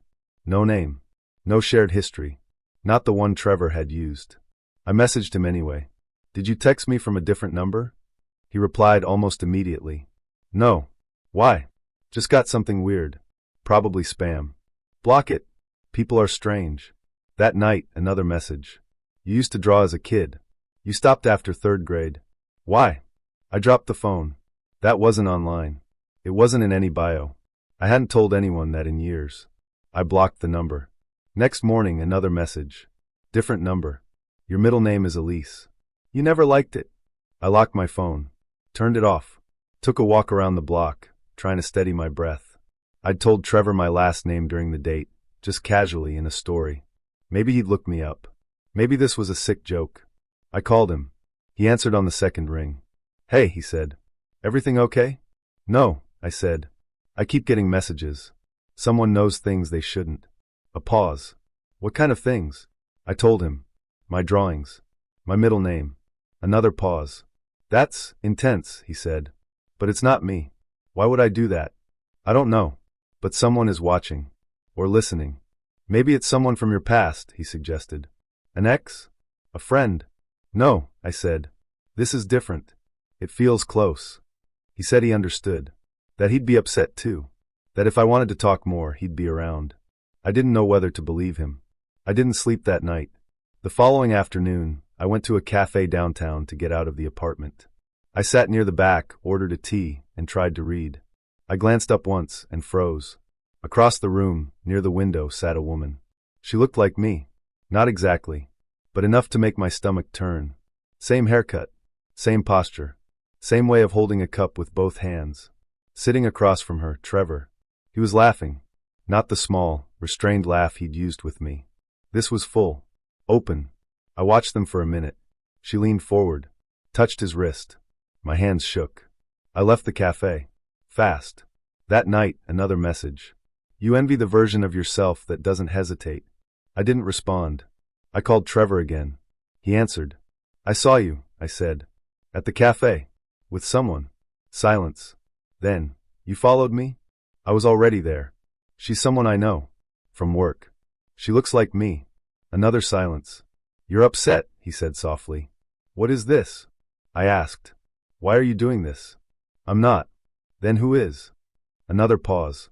Then he said, maybe it's someone who wants to know you better than you know yourself. I hung up. That night, I unplugged everything in my apartment. My laptop. My smart speaker. I covered the cameras on my devices. I took a sleeping pill and went to bed fully clothed. When I woke up, my phone was on, and there was one new photo. Me. Asleep. Taken from the foot of my bed. I screamed. Called the police. They came. Took the phone. Filed a report. Nothing was stolen. No sign of forced entry. They asked if I had any enemies. Any exes. Anyone who might want to scare me. I said no. I didn't mention Trevor. I moved apartments 2 weeks later. No forwarding address. No social media. But the messages didn't stop. They just changed tone. You're learning. That's good. You're harder to follow now. But I still see you. I liked you better when you didn't look over your shoulder. I stopped replying. Stopped reading them eventually. I met him on a Sunday morning. His name was Milo. He was the kind of person who made eye contact like it was a habit, not an effort. His profile was clean, no shirtless photos, no cryptic quotes. Just a casual picture of him in a navy jacket, standing in front of a row of trees, smiling like he knew something you didn't. We chatted briefly. He asked if I liked walking. Not hiking, not jogging, walking. I said yes. He said he knew just the place. We met that afternoon at Walcott Park, a sprawling garden tucked behind a defunct train station. Overgrown paths, a faded carousel, a stone fountain at the center. It was the kind of place where everything felt like it had once been important and had since been forgotten. He brought coffee. Black for him, oat milk for me. We started walking. He was easy to talk to. Not in a performative way. He never overshared, never tried to impress. He just had a calmness that made you want to fill the silence. I told him about my job, how I hated working from home because it made the days blur. He told me he did consulting work, mostly system stuff, he said vaguely. The conversation drifted. We talked about memory and music and the way certain smells could pull you backward in time. I liked the way his mind worked. He asked good questions. He never interrupted. We looped around the park twice. The sun dipped lower. The air grew cooler. Then we passed the fountain. I'd seen it earlier, dry, cracked, with vines curling around its base, but now someone was sitting on the edge. A woman. She wore a pale blue dress, the kind that looked like it belonged to another era. Her hair was long and dark, and she sat perfectly still, hands folded in her lap. She didn't look up as we passed. Milo slowed his step. "Do you know her?" I asked. He didn't answer right away. Then he said, "We went out once." I waited for more. "She's persistent," he added, voice low. I looked back. The woman hadn't moved. Her head was tilted slightly downward, like she was listening to something we couldn't hear. "Should we go another way?" I asked. He shook his head. "It's fine. She won't follow." That struck me as an odd thing to say. We kept walking. He picked up the conversation like nothing had happened. I tried to focus, but the image of her stayed with me. How still she was, how pale her hands looked in the shadow of the fountain. When we reached the park's exit, I glanced back. She was gone. He walked me to my car. Said he'd had a great time. Asked if I wanted to meet again. I said yes and meant it. That night, I couldn't sleep. I kept thinking about her. Something about the way she sat, like she'd been waiting. Not just for him. For me. The next morning, I received a message. Not from Milo. From an unknown number. "He brings everyone here. Don't let him kiss you." My chest tightened. I replied, "Who is this?" No response. I blocked the number. Later that afternoon, Milo texted. "Still thinking about yesterday. You have a quiet way about you." It was nice. I didn't mention the message. We made plans to meet again. Another walk, another park, this time Hillside Grove. It was smaller. Tighter paths. More trees. We met near a bench tucked under a willow. He brought tea this time. I wore a scarf, even though it wasn't cold. He was just as kind. Just as calm. But something had shifted in me. I was waiting for something to go wrong. Halfway through the walk, I asked casually, "That woman from last time, what was her name?" He looked at me like I'd asked what color the sky was. "I don't remember," he said. I stopped walking. "You said you went out with her." "I did. But you don't remember her name?" He smiled faintly. "Some things don't need names." I didn't know what to say. We finished the walk. He didn't try to kiss me. I was grateful for that. That night, another message. He forgets them on purpose. He saves pieces. I didn't respond. I looked through his profile again, but it was gone. Deleted. Like he'd never been there. I texted him. "Hey, everything okay?" He replied seconds later. "Better now." We met a third time. Back at Walcott Park. I didn't want to go, but I needed to see. We walked in silence this time. He didn't ask questions. Just matched my pace like it had all been rehearsed. When we reached the fountain, she was there again. Same dress. Same posture. But this time, she looked up. Her eyes met mine. And she smiled. It wasn't warm. It was knowing. I stopped walking. Milo kept going a few steps before realizing. "You see her?" I asked. He turned. Looked at the fountain. Looked back at me. "There's no one there," he said. I stared at him. He wasn't lying. He truly didn't see her. I turned back, she was gone. I left the park without saying goodbye. He texted that night. "You left so suddenly. Did I do something wrong?" I didn't reply. I blocked the number. Weeks passed. Then one evening, I was walking home from the train station. A figure stood at the edge of the path. The woman. Same dress. Same stillness. She raised a hand, slowly, and pointed behind me. I turned. Milo. Standing half a block away, watching. I ran. When I got home, there was a message waiting on my voicemail. His voice. "I never said I was the only one who forgets. You will too, eventually. That's how you survive it." I deleted it. But I still see her sometimes. Always at a distance. Always near water. And once, in a mirror. She smiled again.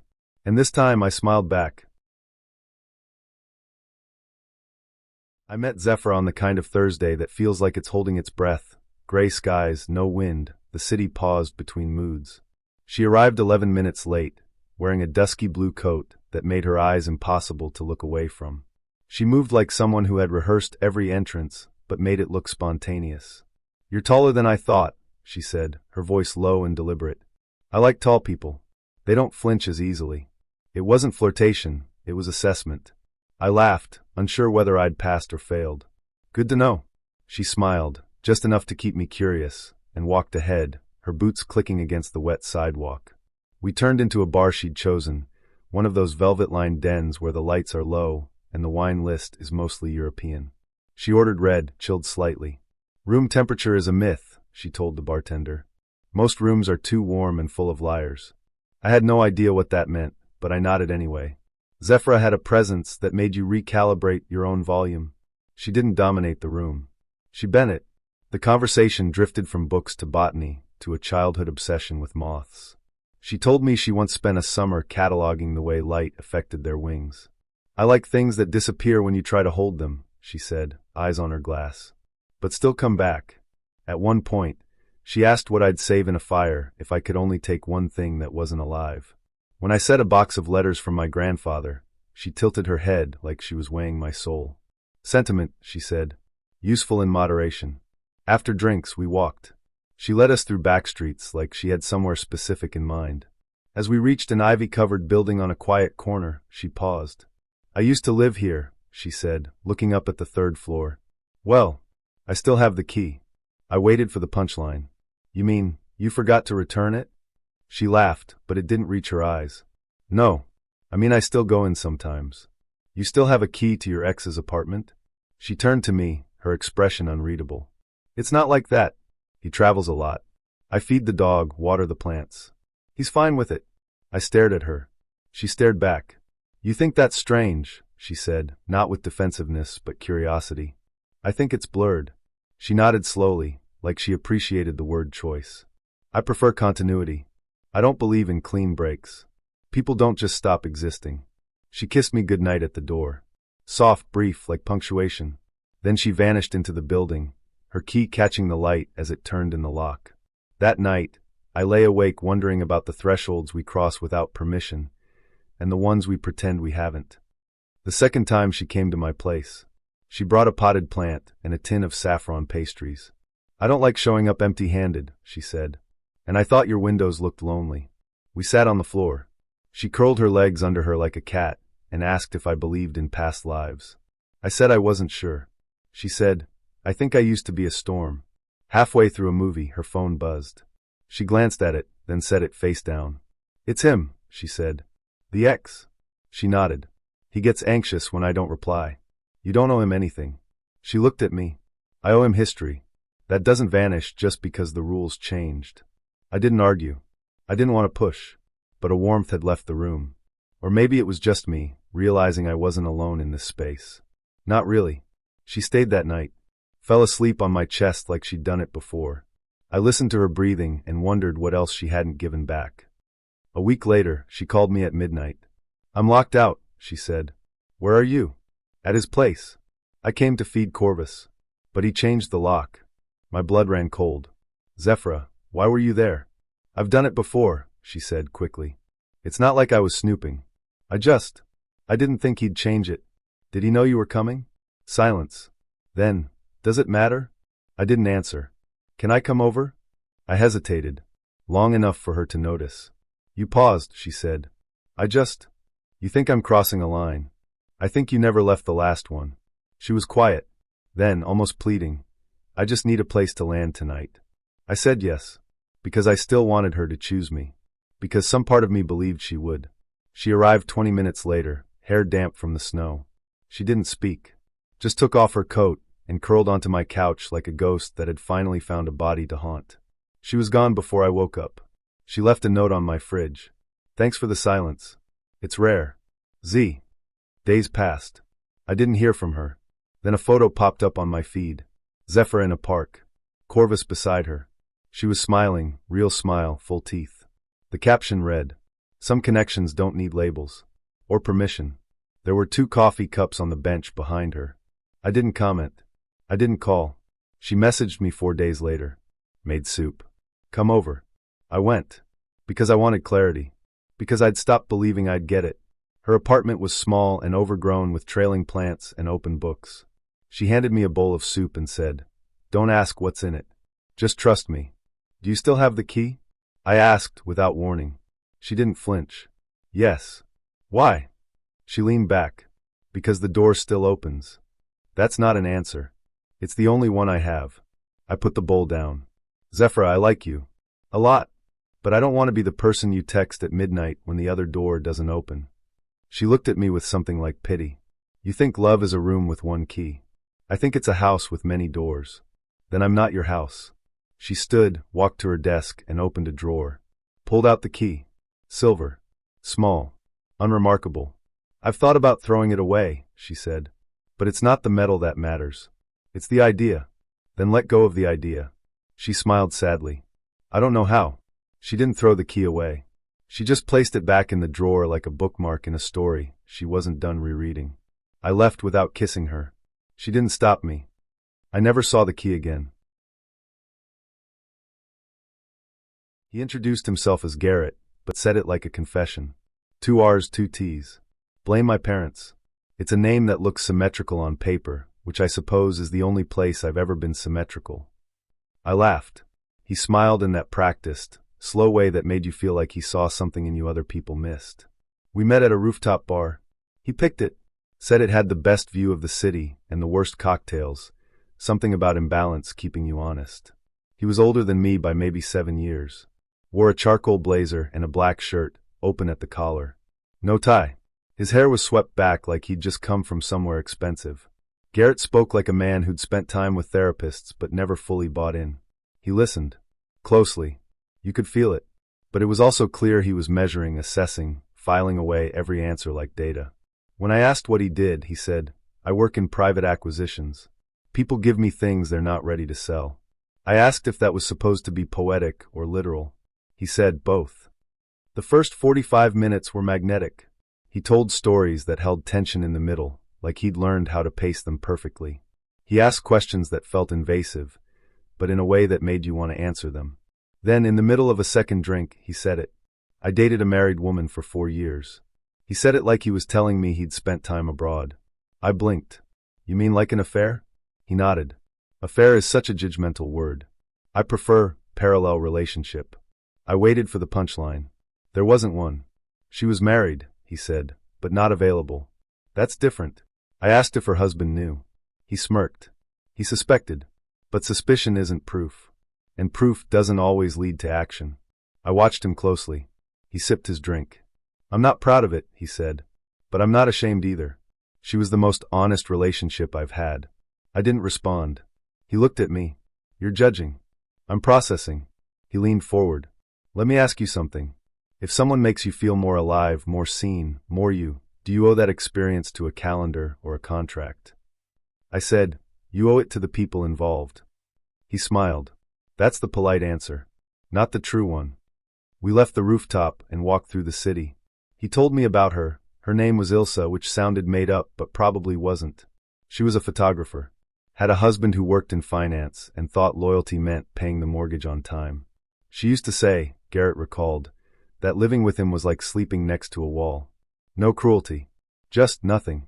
I said, that's sad. He nodded. It is. But it's also real. I asked, did she love you? He looked at me with a kind of reverence. She loved the part of herself I gave her permission to be. That didn't answer the question. I asked what happened. She left, he said. Not him. Me. Why? Garrett smiled, but it didn't reach his eyes. She said I made her forget she was real. I didn't understand. She meant it as a compliment, he said. But it scared her. He texted me the next day. Dinner tonight? I promise not to talk about married women. Unless you want me to. I didn't reply for 5 hours. Then I said yes. We met at a place with dark booths and menus printed on leather. He ordered for both of us without asking. When I raised an eyebrow, he said, trust is dinner's first ingredient. Over the meal, he asked me about my past, my fears, my earliest memory of rejection. He didn't flinch at any answer. Just nodded, like he'd heard it all before. At one point, I asked, do you ever worry you're just good at sounding sincere? He laughed. I've been accused of that. More than once. Is it true? He leaned in. Does it feel true? It did. And it didn't. By the third date, I was hooked but uneasy. He was brilliant, magnetic, precise. But there was something hollow in him, like a stage set with nothing behind the walls. We went back to his apartment. It was sleek, cold, everything in black, white, or chrome. There were no personal photos, no clutter. I asked, did you just move in? He shook his head. 3 years. Feels unlived in. He looked at me. That's intentional. He poured wine. Told me about another woman briefly. Not Ilsa. Someone else. A woman who had 3 children and a husband she claimed to love. Garrett said they only slept together once. She cried afterward, he said. Said it was the first time she felt like a person in years. I stared at him. You collect people who are taken. No, he said. I find people who are trapped. That's not the same thing? He smiled. It is for them. I asked if he ever pursued women who weren't already entangled. He shrugged. It's less interesting. Less urgent. When someone's already claimed, they have stakes. They know the risk.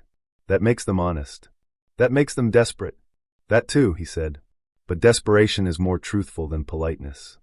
I left early that night. He didn't try to stop me. He just said, when you're ready to be seen, you'll call. I didn't. But I thought about it. More than I'd like to admit. Because Garrett had this way of making morality feel like a costume. Something you could wear or remove depending on the scene. He didn't seduce with touch. He seduced with permission. He made you feel like your darkest thought was actually your most authentic self. And that's the most dangerous kind of intimacy. The kind that doesn't ask you to change. Just to confess. A month later, I saw him at a bookstore. He was with a woman. Young. Wide-eyed. Laughing too loudly. He saw me. Didn't flinch. Just nodded. Like we shared a secret. Maybe we did. Maybe we still do. But I walked away. Because I don't want to be part of someone's collection. Especially not the kind they keep in glass cases.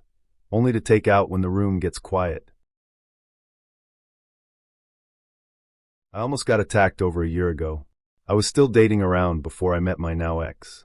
This skinny, hippie dude pops up. He checks off stoner, artistic, chill, humorous, emotional. My basic standards.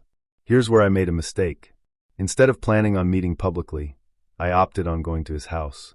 He had roommates and that was good, right? No.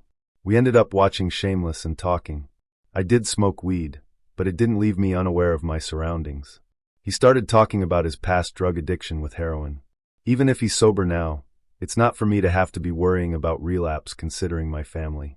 But hey, we dug deep. Though at this point, I made my decision to not pursue a thing. Nonetheless, we had a good conversation.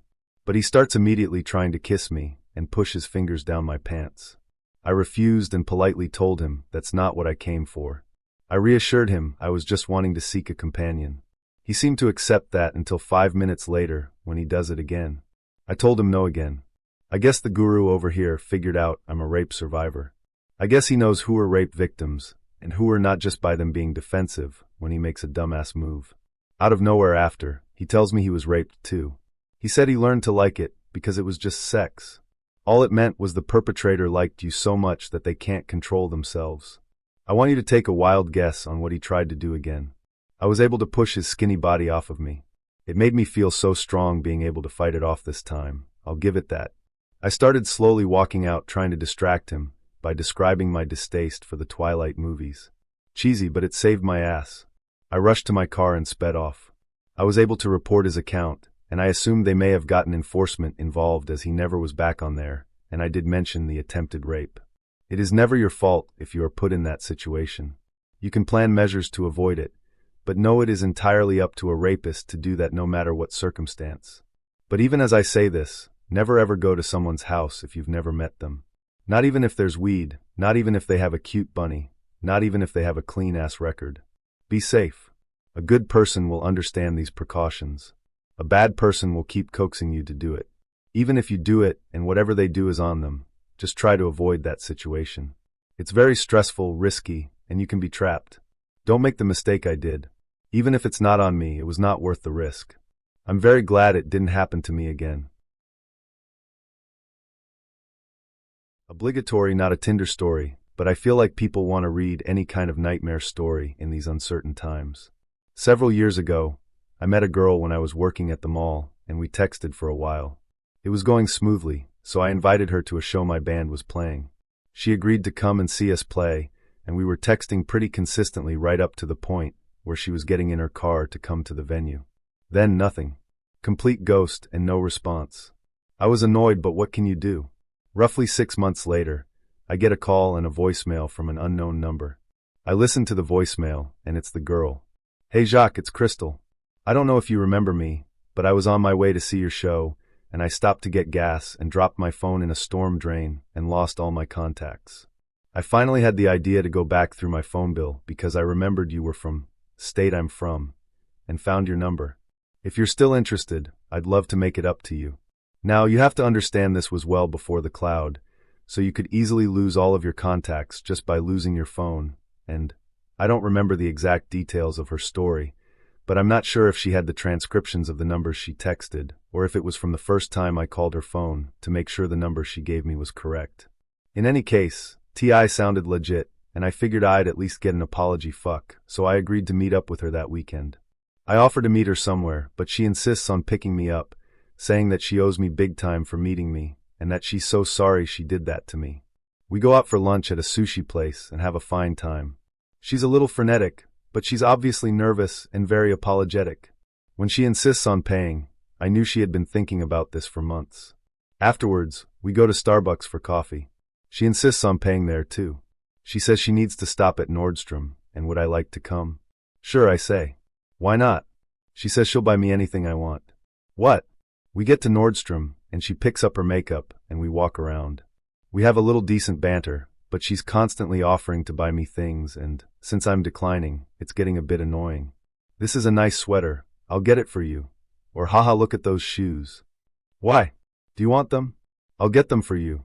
It was a bit forced, so I suggest we skip out, and now she wants to take me out for dinner. It's been long enough that I'm okay with it, and she insists on paying there too. Since it's obvious to me she's made her apology, I make an honest effort to pay, and she almost rudely refuses by pushing my card away. At this point, I'm bored with her, and this whole paying for things scheme has run its course. I'm happy to just go home afterwards, so we finish up and she drives me home.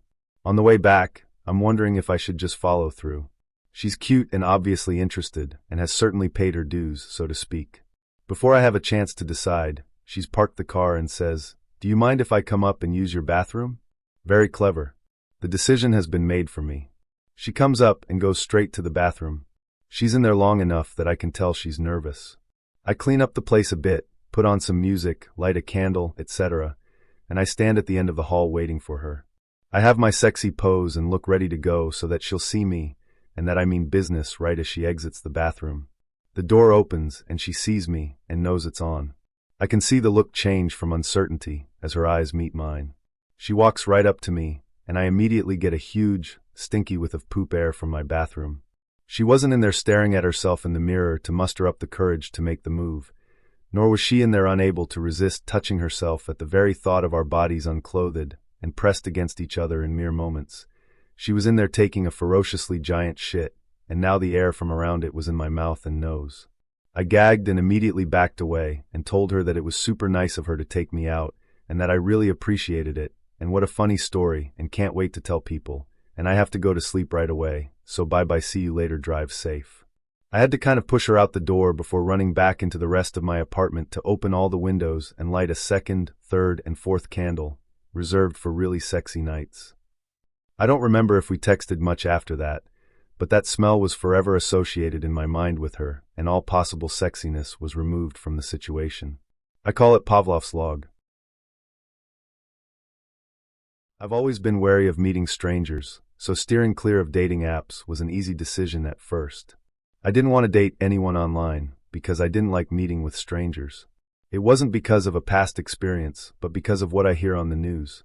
People trick others into meeting them through dating apps, and then they empty their bank accounts, or the victim gets reported missing. No thanks, I'd say, shaking my head as they became the go-to way to meet people. Not for me. I wasn't about to end up as a true crime headline. I was feeling lonely and wasn't a social person who could talk to strangers and become friends with them. I felt a lack of confidence in front of girls that I find attractive. Once, I ended up asking a girl about her favorite color. She just laughed at me and told her friends.